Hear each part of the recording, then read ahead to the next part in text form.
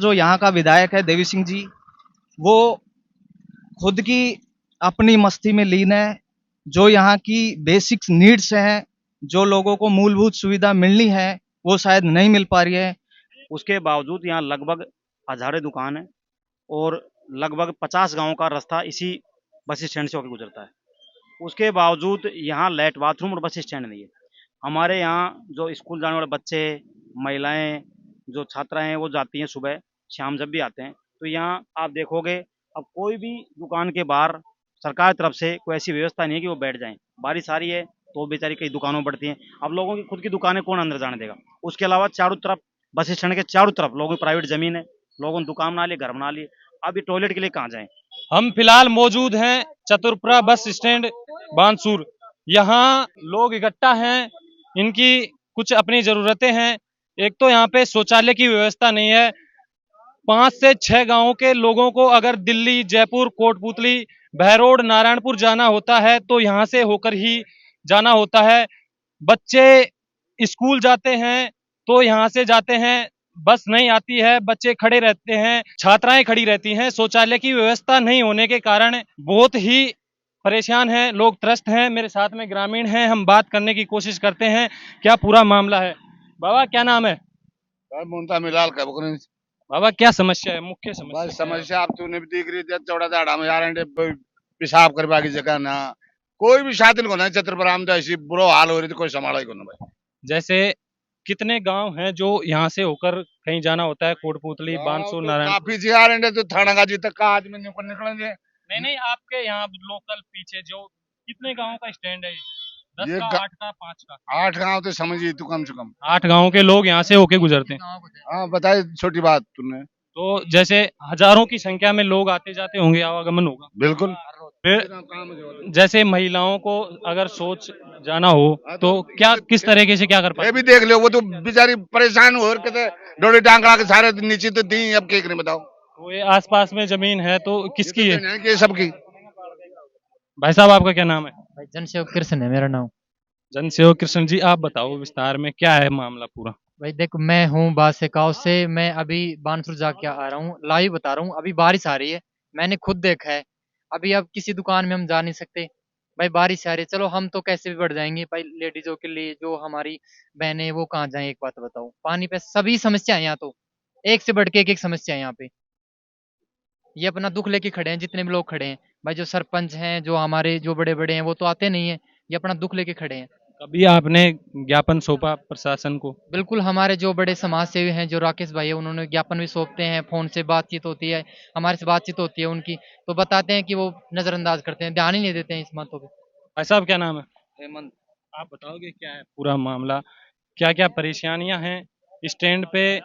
छात्राएं हैं, छात्र हैं, कौन सी ऐसी मूलभूत सुविधाएं चाहिए आपको जो बिल्कुल जरूरी हैं, वो चाहिए ही चाहिए?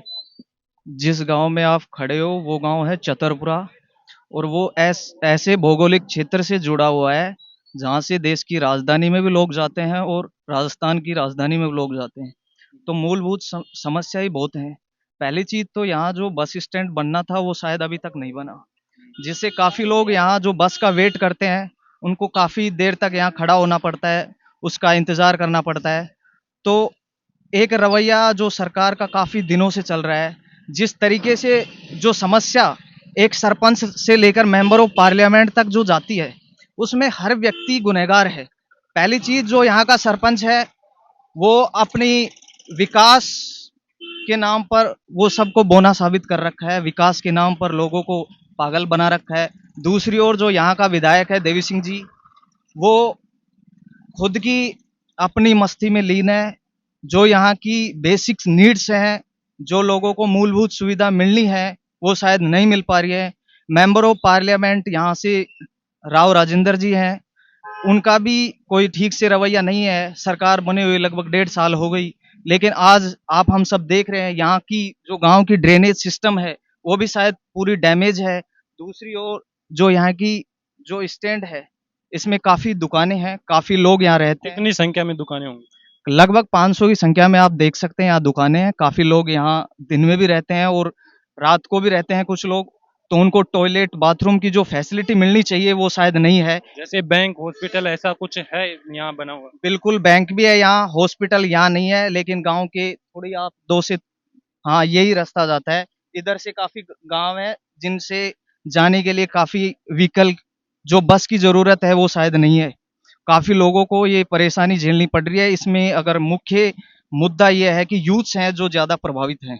उनको सुबह कॉलेज या स्कूल जाने के लिए बहुत ज़्यादा प्रयास करना पड़ता है, उसके बाद बहुत ज़्यादा इंतज़ार करने के बाद ठीक से बस नहीं आती है। काफ़ी समस्या है, आप कहाँ से कहाँ तक लेके चलोगे समस्याओं को?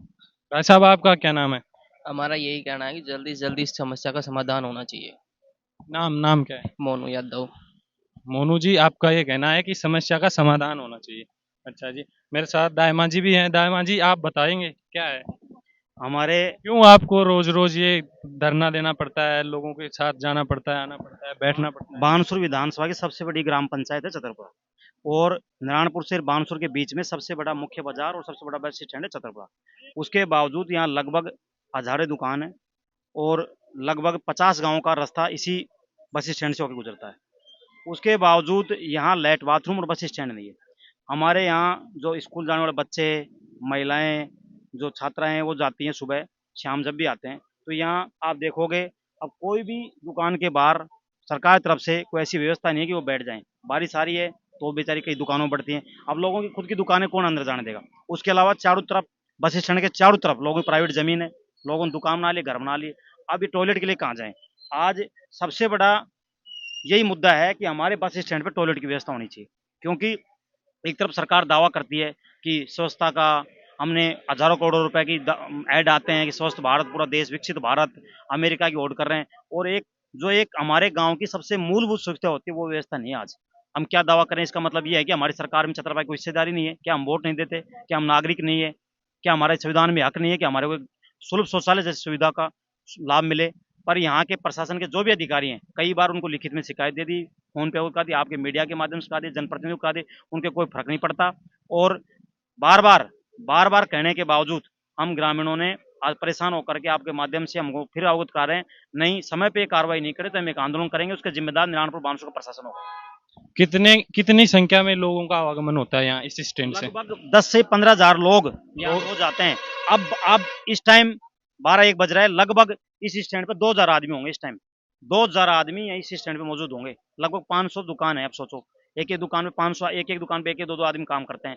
बसें आते हैं, रोज सवारी आते हैं, बाहर के लोग आते हैं, हॉस्पिटल जाना, बैंक यहाँ है, सब चीजें यही हैं। आसपास के लगभग 50 गाँव के लोगों का व्यापार के लिए, उसके अलावा सब्जी के लिए, फल फ्रूट के लिए, अपने रोज के काम के लिए यहीं आना पड़ता है। पर यहाँ एक छोटी सी 10-20-50 हजार रुपये लगते हैं सुलभ शौचालय में, वो व्यवस्था तक सरकार की तरफ से नहीं है। और सरकार के अधिकारी बैठे हैं ऑफिसों में, वो दावा करते हैं कि हमने हजारों करोड़ रुपए स्वच्छता के लिए दे दिए। अब ये धरातल पे आके देखो ना आप। हम तो सरकार से मांग करते हैं कि आपको थोड़ी बहुत सोच, आपको शर्म हो, इन महिलाओं के, बच्चों की तरफ, आप उनकी इज्जत की तरफ आप देखते हो, तो आपको लाइट बाथरूम की व्यवस्था करनी चाहिए। भाई साहब, आपका क्या नाम है? मेरा नाम संजय यादव, मैं गांव खोरी से हूँ। और हम यहाँ पिछले 10 साल से ग्रामीण बस चलाते हैं। तो देखते हैं यहाँ ग्रामीण बैंक भी है, 2 स्कूल भी है, 5 लाइब्रेरी भी है। और हमारा जो पहले बानसूर थाना लगता था, बांस दयाल में बना दिए, वहाँ जाने के लिए रास्ता भी नहीं है, यहाँ कोई बस स्टॉप नहीं है। और जैसे ग्रामीण बैंक है तो आम बाहर के लोग आते हैं, कम से कम 20-30 गांव है, उनका ये क्षेत्रीय ग्रामीण बैंक है जो बड़ौदा बैंक, वो सब आते हैं। लेकिन जेंट्स तो कहीं भी बाथरूम कर सकता है, लेकिन लेडीज बेचारी कहाँ जाए वो? अब आप देख रहे हो इस स्टैंड पे जो लेडीज, वो गाड़ी वहाँ खड़ी है, कोई उनका वो नहीं है।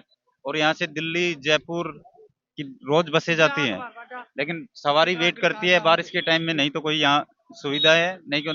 जबकि मोदी जी ने घर घर सुलभ शौचालय के लिए घोषणा कर रखी है, लेकिन यहाँ 1% वो नहीं है, सुलभ शौचालय नहीं है।